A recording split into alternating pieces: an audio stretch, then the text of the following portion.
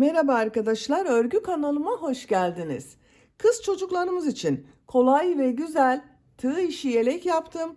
Bugün bu yelek anlatımını sizlerle paylaşmak istiyorum. Bakın arkadaşlar, yeleğin arka bölüm görüntüsü bu şekilde. Ön bölümden düğmeli yaptım.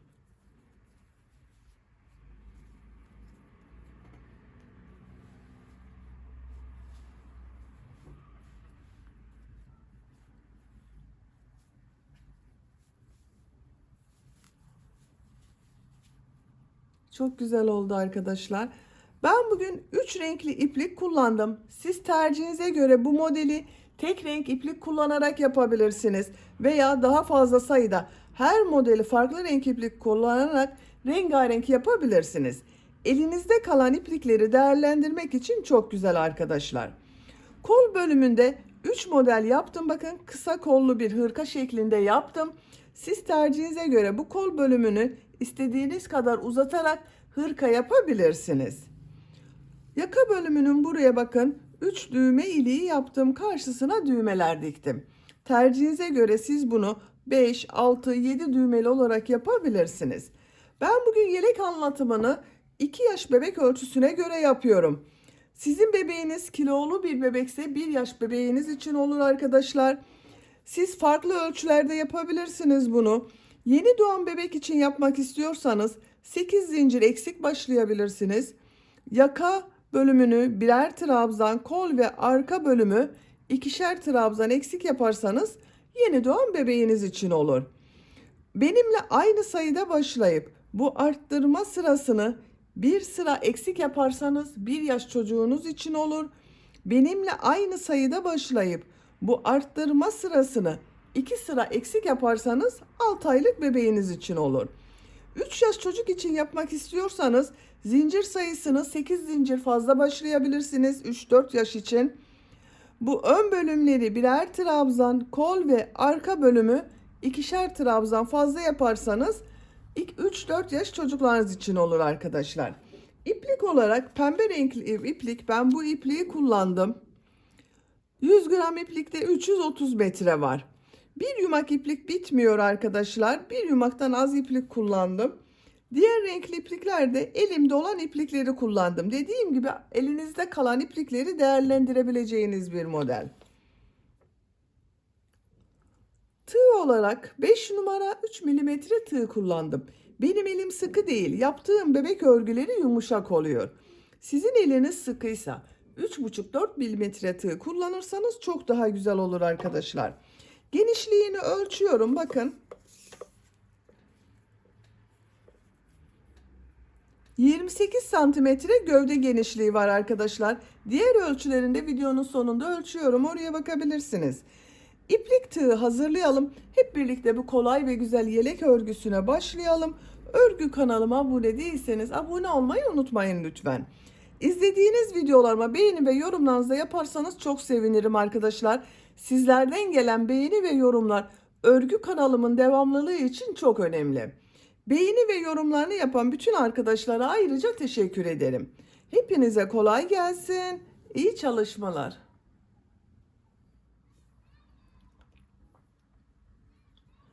Örgüye yakadan zincir yaparak başlıyoruz. İlk ilmeği ben bu şekilde yapıyorum. Zincirleri yapmaya başlıyorum. Çok sıkı zincirler yapmıyorum.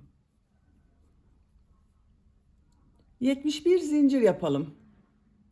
71 zincir yaptım. Çok sıkı zincirler yapmadım. Bu 71 zincirin kaç santimetre olduğunu ölçüyorum.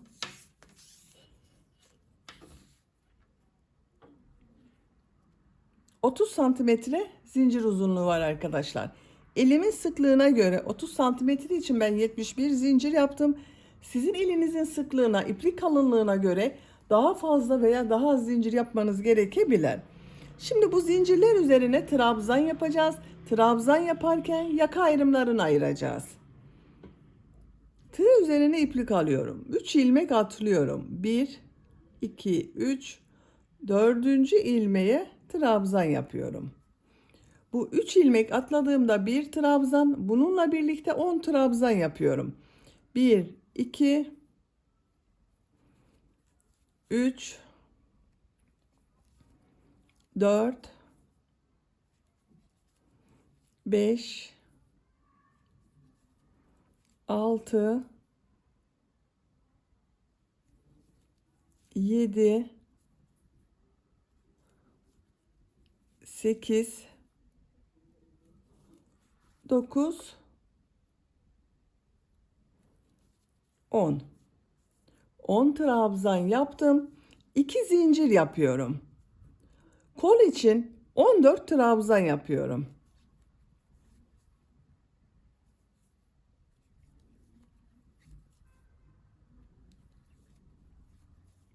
14 trabzanı yapalım. Kol bölümü için 14 trabzan yaptım. 2 zincir yapıyorum. 20 trabzan yapıyorum.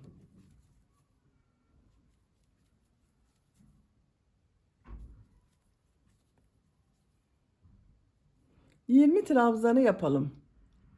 20 trabzan yaptım. 2 zincir yapıyorum. Kol için 14 trabzan yapıyorum.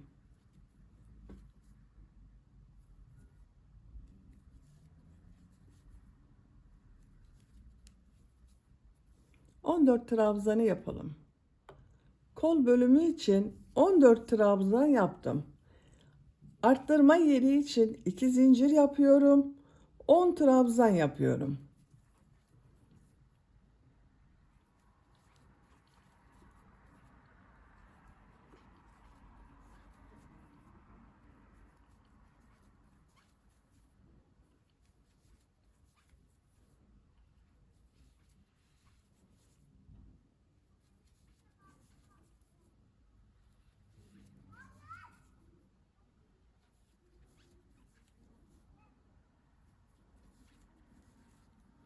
10 trabzan yaptım.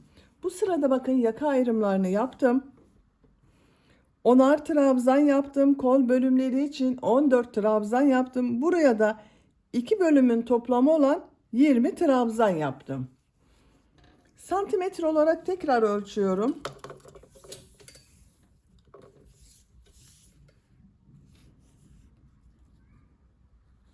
29 santimetre arkadaşlar. İkinci sıradayım. Bir zincir yapıyorum. Örgüyü çeviriyorum. İlk ilmeğe trabzan yapıyorum. 10 trabzan yapıyorum.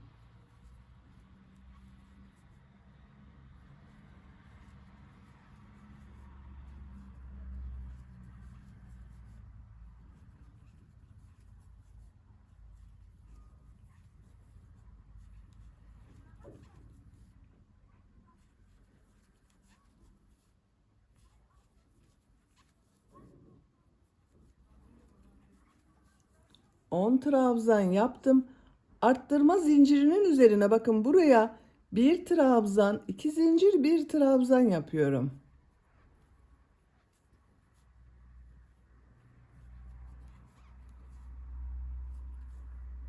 14 trabzan yapıyorum.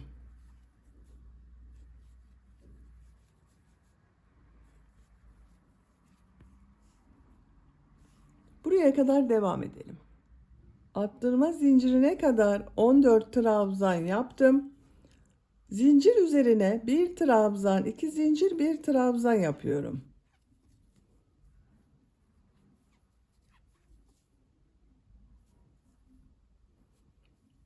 20 trabzan yapıyorum. Bakın kol bölümünde arkadaşlar bir arttırma burada oldu. Bir arttırma burada oldu. Toplam 16 trabzan oldu. 20 trabzanı yapalım. 20 trabzan yaptım. Zincir üzerine bir trabzan, 2 zincir, bir trabzan yapıyorum.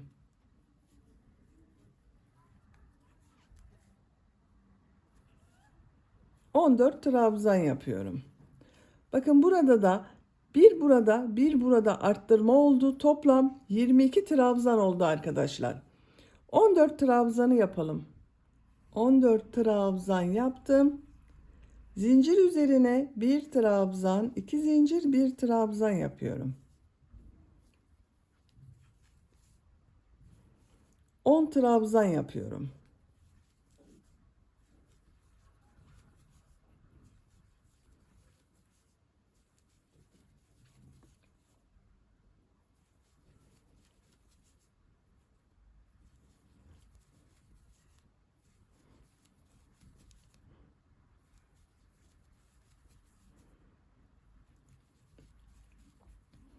Bakın son trabzanı bu ilk sırada 3 ilmek atlayarak bir trabzan yaptım.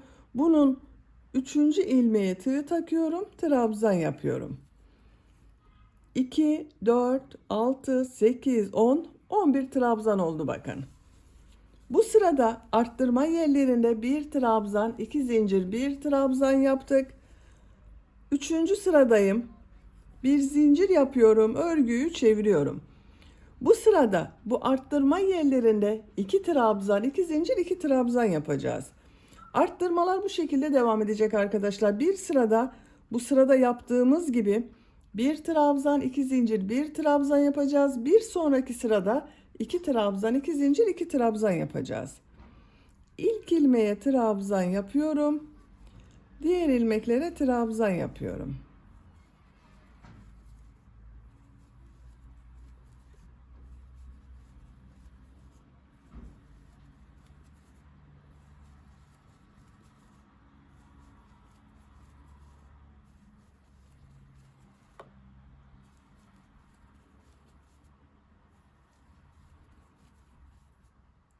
Zincir üzerine 2 trabzan, 2 zincir, 2 trabzan yapıyorum.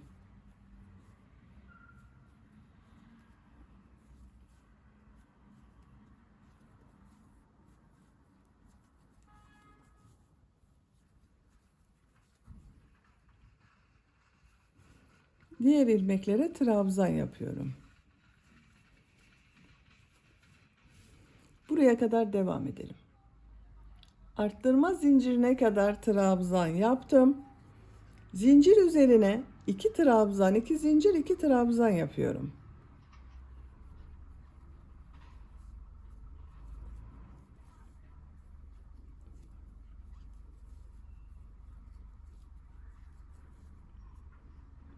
Diğer ilmeklere trabzan yapıyorum. Bakın, bu sırada arttırma yerlerinde 2 trabzan, 2 zincir, 2 trabzan yaptık. Bu arttırma yerinde de 2 trabzan, 2 zincir, 2 trabzan yapalım. Diğer ilmeklere bir trabzan yapalım. Sıra sonuna kadar devam edelim. Sıra sonuna kadar tamamladım.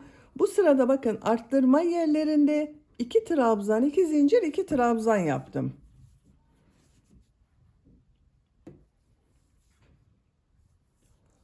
Dördüncü sıradayım. Bir zincir yapıyorum, örgüyü çeviriyorum. Bu sırada arttırma yerlerinde bir trabzan, 2 zincir, bir trabzan yapacağız. İlk ilmeğe trabzan yapıyorum. Diğer ilmeklere trabzan yapıyorum. Buraya kadar devam edelim. Arttırma zincirine kadar trabzanlar yaptım.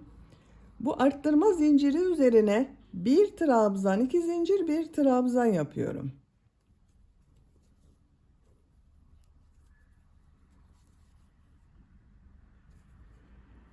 Diğer ilmeklere trabzan yapıyorum.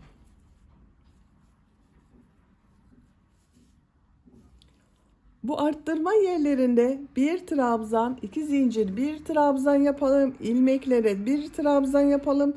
Sıra sonuna kadar devam edelim. Sıra sonuna kadar tamamladım. Bu sırada arttırma yerlerinde bir trabzan, 2 zincir, bir trabzan yaptım. 5. sıradayım. Bir zincir yapıyorum, örgüyü çeviriyorum. İlk ilmeğe trabzan yapıyorum. Diğer ilmeklere trabzan yapıyorum. Buraya kadar devam edelim. Arttırma zincirine kadar trabzan yaptım. Zincir üzerine 2 trabzan, 2 zincir, 2 trabzan yapıyorum.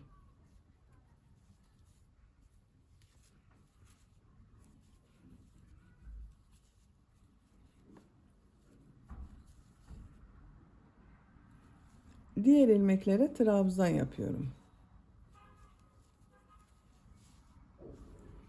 Arttırma yerlerine 2 trabzan, 2 zincir, 2 trabzan yapalım. Sıra sonuna kadar devam edelim. Sıra sonuna kadar tamamladım. Bu sırada arttırma yerlerinde 2 trabzan, 2 zincir, 2 trabzan yaptım.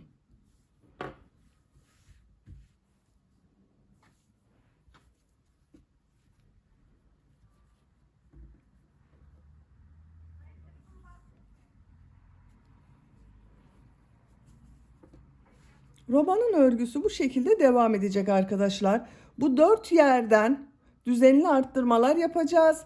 Bir sırada bir trabzan, 2 zincir, bir trabzan, ikinci sırada 2 trabzan, 2 zincir, 2 trabzan şeklinde arttırma yapıyoruz. Yapacak olduğunuz çocuğun büyüklüğüne göre bu 4 yerden arttırmalar yaparak roba örgüsünü tamamlayalım. 4 yerden düzenli arttırmalar yaparak yapacağım ölçüye göre tamamladım. Kaç sıra yaptığımı sayıyorum. 1, 2, 3, 4, 5, 6, 7, 8, 9, 10, 11 trabzan sırası yaptım. Bakın arttırmaları bir sırada bir trabzan, 2 zincir, bir trabzan. Bir sonraki sırada 2 trabzan, 2 zincir, 2 trabzan şeklinde yaptım. Santimetre olarak ölçüyorum. 11 santimetre yükseklik yaptım arkadaşlar.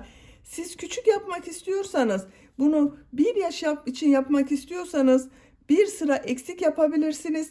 6 aylık bebek için yapmak istiyorsanız bu arttırma sırasını 2 sıra eksik yapabilirsiniz. 12. sırada model yerleştirmeye başlıyorum. Model yerleştirirken kol bölümlerini gövde bölümünden ayırıyorum. Bir zincir yapıyorum, örgüyü çeviriyorum. İlk ilmeğe trabzan yapıyorum. Bu sırada V şekilleri yapacağız. Bir ilmek atlıyorum. Bu ilmeğe bir trabzan, 2 zincir, bir trabzan yapıyorum. Aynı ilmek içine yaptım. 2 ilmek atlıyorum. Bir trabzan, 2 zincir, bir trabzan yapıyorum. Arada 2 ilmek atlıyoruz. 2 ilmek atlıyorum. Bir trabzan, 2 zincir, bir trabzan yapıyorum.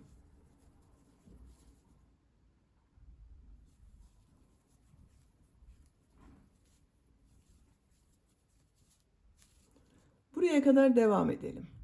Arttırma zincirine kadar V şekilleri yaptım. Buraya kadar bakın 2, 4, 6, 8 V şekli oldu arkadaşlar. Sıra sonunda bir ilmek kaldı. Bu bir ilmeği atlıyorum. Arttırma zinciri üzerine bir trabzan, 2 zincir, bir trabzan yapıyorum. Kolda bulunan bakın bütün ilmekleri atlıyorum. Bu arttırma zinciri üzerine bir trabzan, 2 zincir, bir trabzan yapıyorum. Bir ilmek atlıyorum. Bir trabzan, 2 zincir, bir trabzan yapıyorum. 2 ilmek atlıyorum. Bir trabzan, 2 zincir, bir trabzan yapıyorum. 2 ilmek atlıyorum. Bir trabzan, 2 zincir, bir trabzan yapıyorum. Arttırma zincirine kadar devam edelim. Buraya kadar V şekilleri yaptım. Bakın son ilmeğe V şekli yaptım. Bu arttırma zinciri üzerine bir trabzan, 2 zincir, bir trabzan yapıyorum.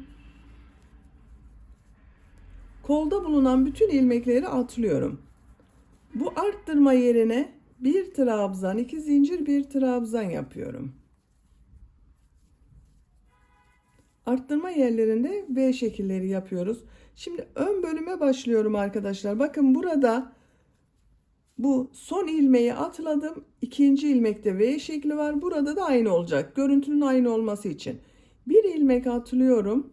Bir trabzan, 2 zincir, bir trabzan yapıyorum. 2 ilmek atlıyorum. Bir trabzan, 2 zincir, bir trabzan yapıyorum. Sıra sonuna kadar devam edelim. Sıra sonuna kadar tamamladım. Sıra sonunda bakın 2 ilmek var.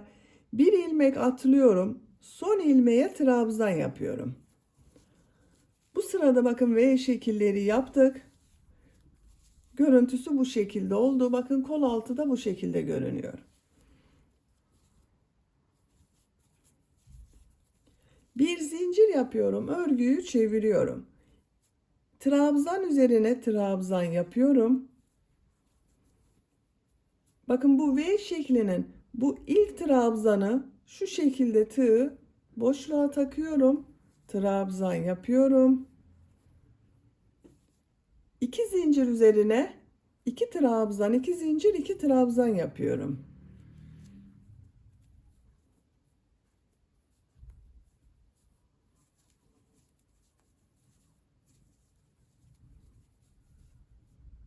Bu trabzan şu şekilde, bakın, boşluktan alıyorum, trabzan yapıyorum. Modelimiz bu şekilde oluyor. Diğer V şeklinde bakın, yine bir trabzanı boşluktan alıp trabzan yapıyorum. 2 zincir üzerine 2 trabzan, 2 zincir, 2 trabzan yapıyorum.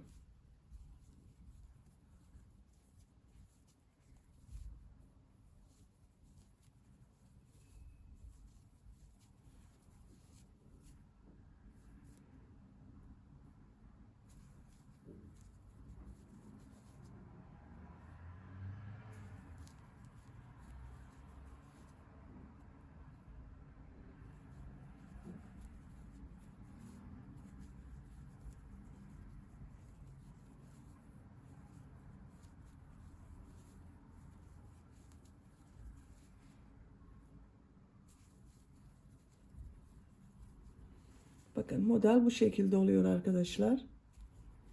Sıra sonuna kadar devam edelim. Sıra sonuna kadar modelleri tamamladım. Bakın, bu trabzan üzerine trabzan yapıyorum. Sırayı bitiriyorum.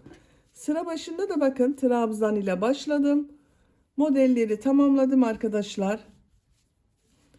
Kaç model olduğunu sayıyorum. 2, 4, 6, 8, 10, 12, 14, 16, 18, 20, 22, 24, 26, 28, 30, 32, 34, 36, 37 model var. Benim bir sıraya 37 model oldu. Sizin 38 olabilir, 36 olabilir. Hiçbir sorun olmaz arkadaşlar. Görüntüsü bu şekilde, bakın. Bu renk iplik ile devam edebilirsiniz. Ben şimdi burada iplik rengi değiştiriyorum. Beyaz renkli ipliğe başlıyorum. Ben bugün 3 renkli iplik kullanıyorum. Siz tercihinize göre daha fazla sayıda iplik kullanabilirsiniz. Beyaz renkli iplik ile ilmek rengini yapıyorum. Bakın, şu şekilde ilmeğin içinden geçirdim. İlmek rengi beyaz oldu. Bir zincir yaptım, sağlamlaştırdım. Örgüyü çeviriyorum. Pembe renkli ipliği bekletiyorum burada. Siz isterseniz kesebilirsiniz. İlk ilmeğe trabzan yapıyorum. Sıra başında ve sıra sonunda trabzan yapacağız. Tığ üzerine iplik alıyorum. Model ortasında bulunan bu 2 zincir üzerine bir trabzan, 2 zincir, bir trabzan yapıyorum. V şekilleri yapıyoruz. Diğer modelde yine 2 zincir üzerine bir trabzan, 2 zincir, bir trabzan yapıyorum.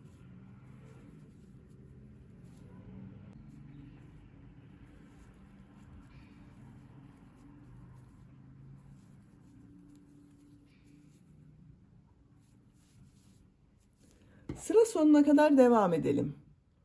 Sıra sonuna kadar V şekilleri yaptım. Bu son ilmeğe trabzan yapıyorum. Bakın, bu sırada beyaz renkli iplik ile V şekilleri yaptık. Bir zincir yapıyorum, örgüyü çeviriyorum. İlk ilmeğe trabzan yapıyorum. Bakın, bu V şekli yaptığım modelin bu ilk trabzanı boşluktan şu şekilde alıyorum. Trabzan yapıyorum. 2 zincir üzerine 2 trabzan, 2 zincir, 2 trabzan yapıyorum.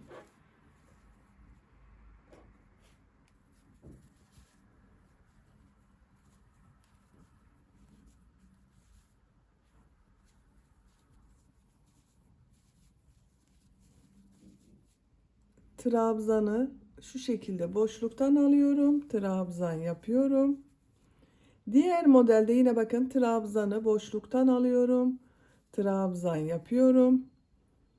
2 zincir üzerine 2 trabzan, 2 zincir, 2 trabzan yapıyorum.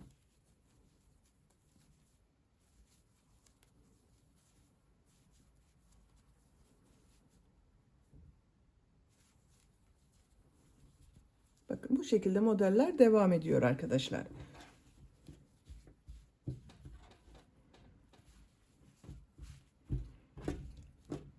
Renk sıralamasını tercihinize göre istediğiniz gibi yapabilirsiniz.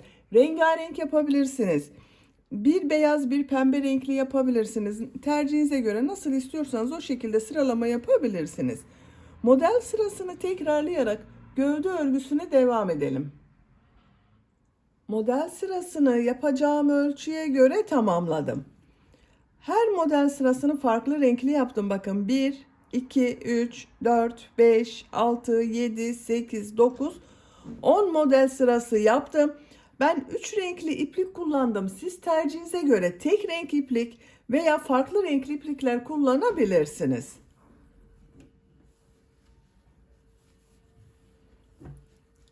En son bakın pembe renkli iplik ile yaptım. Şimdi ön patları yapacağız. Ön patları yaparken bakın buraya da düğme ilikleri yapacağız. En son bakın buraya trabzan yaptım. Bu ilmeğe bir sık iğne, 2 zincir, bir sık iğne yapıyorum. Şu ilmeği atlıyorum. Bir ilmek atlıyorum. Bir sık iğne, 2 zincir, bir sık iğne yapıyorum. Bir ilmek atlıyorum. Bir sık iğne, 2 zincir, bir sık iğne yapıyorum.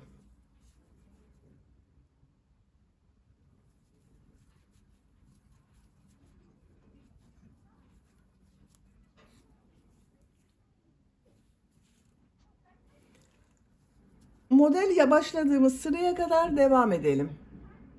Buraya kadar pıtırcık modeller yaptım. Buraya da pıtırcık modeller yapmaya devam edeceğiz. Ama bakın yaka bölümünün buraya düğme ilikleri yapacağız arkadaşlar. Düğme iliklerinin yerine işaret yapalım. Bakın birisini bu yaka başlangıcına yapıyorum. Bir diğerine hemen bakın buraya trabzan sırasının bittiği sıraya yapıyoruz. Son düğme iliğinde buraya yapıyorum. Ben bugün 3 düğme iliği yapıyorum. Siz tercihinize göre daha fazla sayıda düğme iliği yapabilirsiniz. Tamamını düğmeli yapabilirsiniz. Şu bir ilmeği atlıyorum. Bu ilmeğe bir sık iğne yapıyorum. Düğme iliği için 7 zincir yapıyorum. Aynı ilmeğe sık iğne yapıyorum. Düğme iliğini yaptım, bakın bu şekilde oldu. Bu düğme iliğinde yaptığım zincir sayısı dikecek olduğunuz düğmenin büyüklüğüne göre değişir arkadaşlar. Bakın ben bu şekilde bir düğme kullanıyorum. Bakın bu düğmenin geçeceği kadar bir düğme iliği yaptım. Siz daha büyük düğme kullanıyorsanız 8-9 zincir yapabilirsiniz. Diğer düğme iliğini yapacağımız buraya kadar pıtırcık modelleri yapıyorum. Bakın bir ilmek atlıyorum. Bir sık iğne, 2 zincir, bir sık iğne, bir ilmek atlıyorum. Bir sık iğne, 2 zincir, bir sık iğne.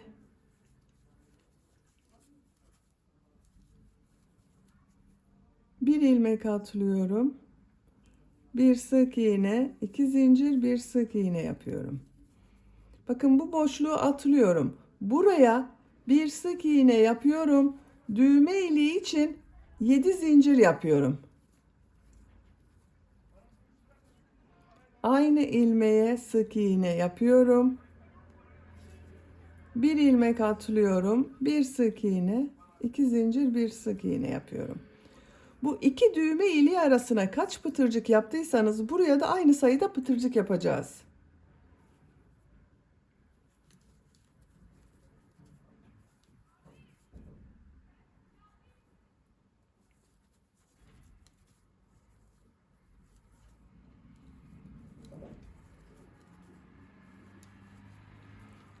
Bakın buraya ben 4 pıtırcık yaptım. Buraya da 4 pıtırcık yaptım.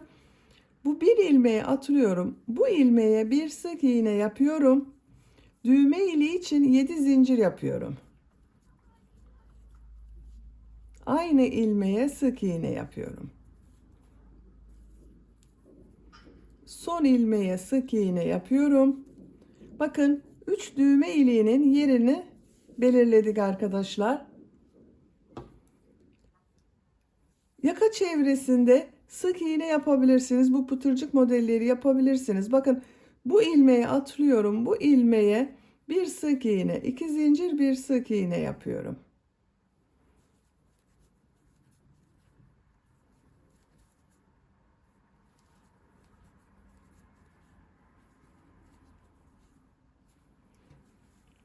Buraya kadar devam edelim. Bu ön patta da burada yaptığımız gibi pıtırcık modeller yaparak sıra sonuna kadar tamamlayalım.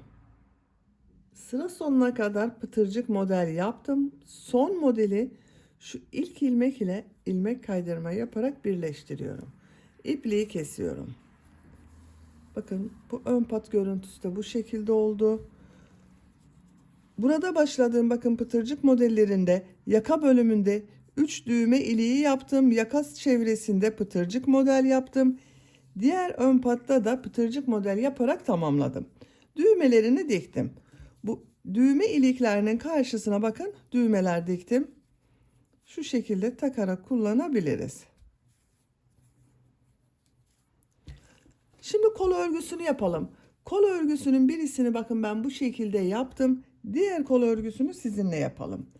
Pembe renkli iplik ile başlıyorum. Bakın modeller yapıyoruz. İlk önce V şekilleri yapacağız. Kol altında bu ilmeğe ipliği bağlıyorum.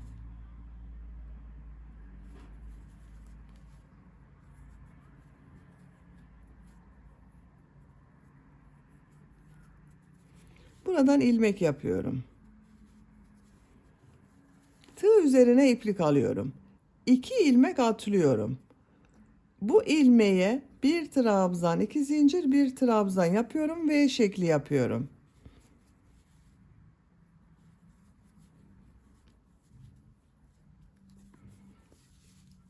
2 ilmek atlıyorum. Bir trabzan, 2 zincir, bir trabzan yapıyorum.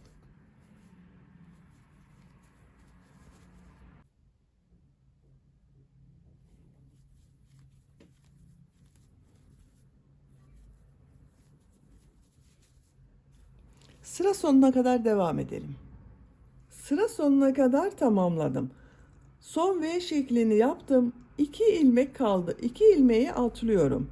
Kol altındaki bu ilmek ile ilmek kaydırma yaparak birleştiriyorum. Şu trabzana bakın V şekli yaptığımız trabzana ilmek kaydırma yapıyorum. 3 zincir yapıyorum. 2 trabzan, 2 zincir, 2 trabzan yapıyorum. Gövde bölümünde yaptığımız modeli yapıyoruz.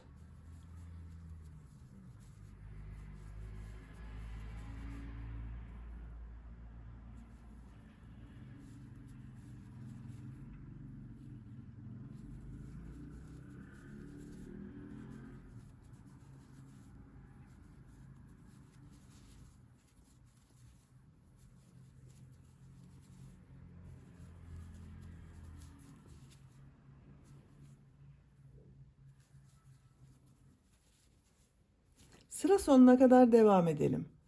Sıra sonuna kadar tamamladım. Son modeli ilk model ile ilmek kaydırma yaparak birleştiriyorum. Burada yaptığım bakın 3 zincirin 3. zincire tığ takıyorum. İlmek kaydırma yapıyorum. İpliği kesiyorum.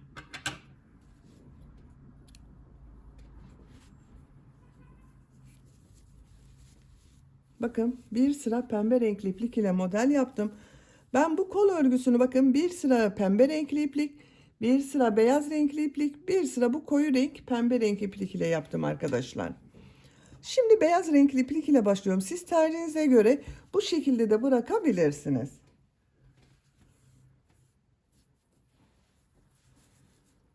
Bakın şu ilk modelin ortasına ipliği bağlıyorum. V şekli yapacağız. Buradan bir ilmek yapıyorum. 4 zincir yapıyorum. Trabzan yapıyorum. İlk V şeklini yaptım. Diğer model ortasına bir trabzan, 2 zincir, bir trabzan yapıyorum.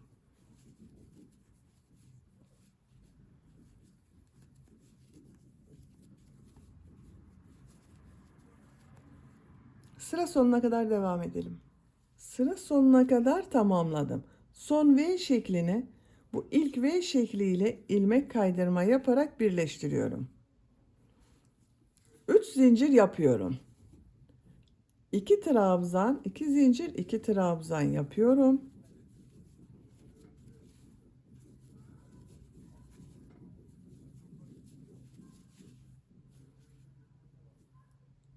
Trabzanı boşluktan alıyorum, trabzan yapıyorum.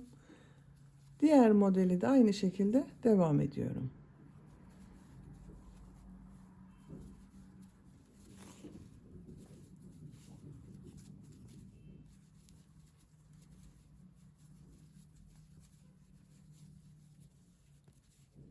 Sıra sonuna kadar devam edelim. Sıra sonuna kadar tamamladım. Bu model ile ilmek kaydırma yaparak birleştiriyorum. Beyaz renkli ipliği kesiyorum.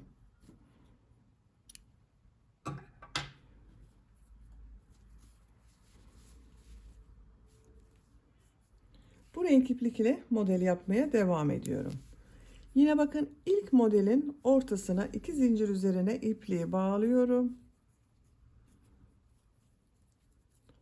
Buradan ilmek yapıyorum. 4 zincir yapıyorum. Trabzan yapıyorum. Diğer model ortasına 1 trabzan, 2 zincir, 1 trabzan yapıyorum. Sıra sonuna kadar devam edelim. Sıra sonuna kadar V şekilleri yaptım. Son V şeklini ilk V şekliyle ilmek kaydırma yaparak birleştiriyorum. 3 zincir yapıyorum. 2 trabzan, 2 zincir, 2 trabzan yapıyorum.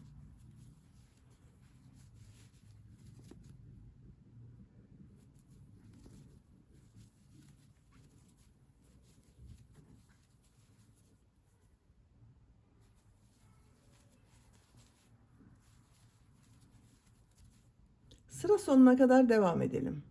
Sıra sonuna kadar tamamladım. Son modeli ilk model ile ilmek kaydırma yaparak birleştiriyorum. İpliği kesiyorum.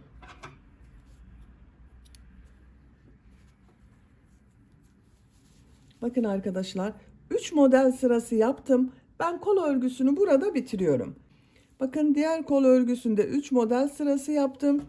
Siz uzun kollu hırka yapmak istiyorsanız bu model sırasını tercihinize göre istediğiniz kadar tekrarlayarak hırka yapabilirsiniz. Hırka yapmak istiyorsanız gövde ile aynı sıra yapabilirsiniz veya gövde modelinden 1-2 model eksik yapabilirsiniz. Ben burada bitirdim. Yelek örgüsünü bitirdim. Bakın örgünün ters tarafının görüntüsü bu şekilde.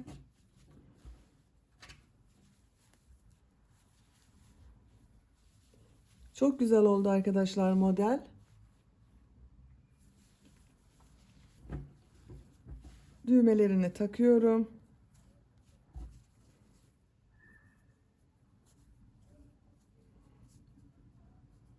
Bitmiş olarak ölçülerini söylüyorum.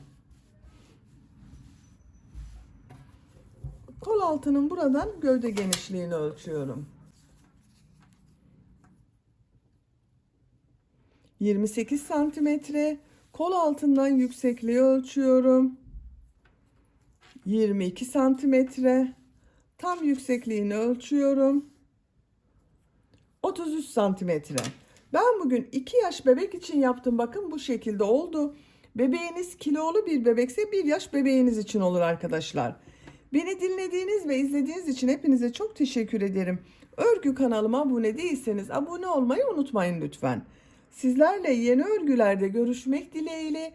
Hoşça kalın, sevgiyle kalın.